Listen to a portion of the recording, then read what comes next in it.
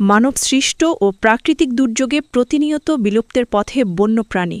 পাহাড়ে কিছু সংখ্যক বন্যপ্রাণী অবশিষ্ট থাকলেও আগাছা দমনে আগুন দেয়া, বন্যপ্রাণীদের খাবার উপযোগী বৃক্ষ কমে যাওয়া এবং বন জঙ্গল উজাড়ের কারণে আশঙ্কাজনক হারে কমছে এসব প্রাণীর খাবার ও বাসস্থান। সম্প্রতি খাগড়াছড়িতে লোকালয়ে বাড়ছে বানর, হনুমান সহ বিভিন্ন বন্যপ্রাণীর উৎপাত। কোনো কোনো সময় গ্রামবাসীর আক্রমণে আহতও হচ্ছে। সংকট উত্তরণে সরকারের হস্তক্ষেপ চান জনপ্রতিনিধিরা। বনাঞ্চল সংরক্ষণের বিকল্প নেই বলছেন পরিবেশবাদীরা।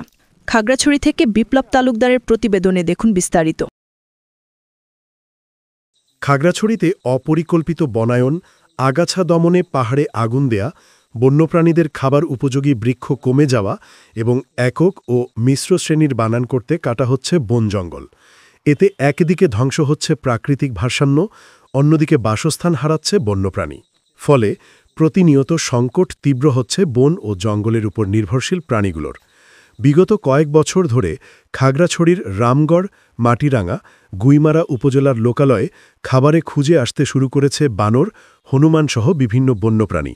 খাবারের খুঁজে ব্যক্তিমালিকানাধীন ফলবাগান, সবজি ক্ষেত ও ফসলি জমির পাশাপাশি বসতবাড়িতে উৎপাতের মাত্রা দিন দিন বেড়ে চলেছে।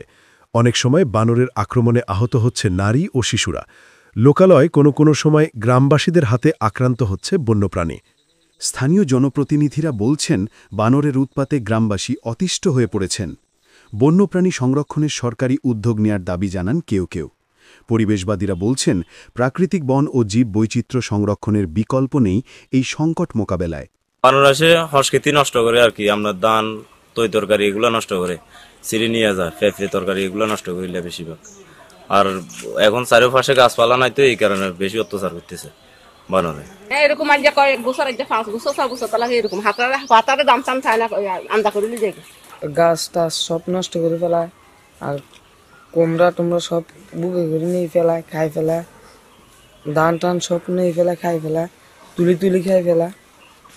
বাঁশ খায়, ধান খায়, সবজি সব যা আছে খায়, তরকারি সব খাই ফেলায়, কিছু রাখে না।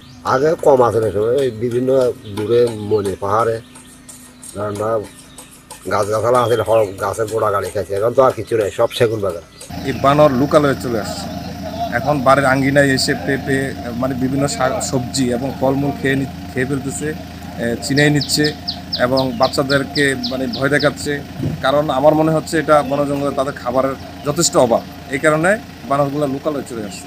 এখন আসলে এই বানরগুলো তো মারাও ঠিক না, এদেরও তো জীবন আছে এবং এটা প্রাকৃতিক সৌন্দর্য, এটা বনের সৌন্দর্য। এখন বন বিভাগ এবং প্রাণী বিভাগ এই বানরগুলোর যদি যথাযথ সার্বিক খাদ্যের ব্যবস্থা করে বা এদের চলার মতো যদি কোনো পরিবেশ সৃষ্টি করে, তাহলে এই বানরগুলোও বাঁচবে এবং মানুষের ক্ষয়ক্ষতিও কম হবে।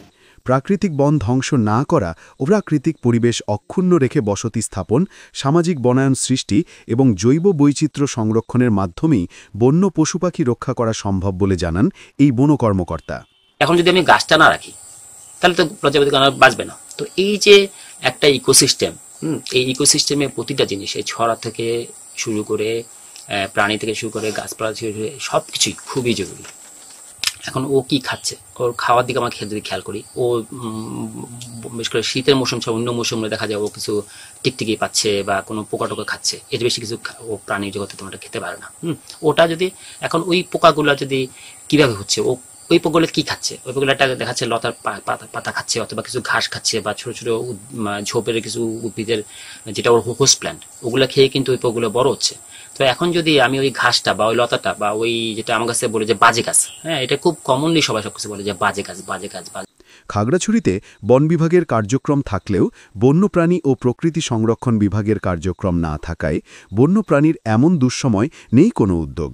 আমাদের যে খাগড়াছড়ি রেঞ্জের মধ্যেই বেশ কিছু শত শত বানর, তারা এই রেঞ্জের মধ্যে যে গাছ আছে ওখানে অবস্থান করছে। আমরা তাদেরকে যাতে কেউ ডিস্টার্ব না করতে পারে, আমাদের স্টাফদেরকে স্পেশালি ওখানে দায়িত্ব প্রদান করা হয়েছে এবং দীর্ঘদিন যাবৎ তাদেরকে কেউ ডিস্টার্ব না করার কারণে তারা ওখানে নিরাপদে অবস্থান করছে। বাদুড় কিন্তু আমাদের প্রকৃতিতে একটা বিরাট ভূমিকা রাখে। তারা প্রকৃতির যে পোকামাকড় এবং আমাদের যে ক্ষতিকারক অনেক পোকামাকড় খেয়ে তারা পরিবেশকে সুন্দর রাখে, এবং প্রকৃতিতে তারাও একটা প্রকৃতির অলংকার, প্রকৃতির অংশ। প্রকৃতিতে এই বাদরগুলো অবস্থান করছে নিরাপদে, এটা আমরা করে যাব।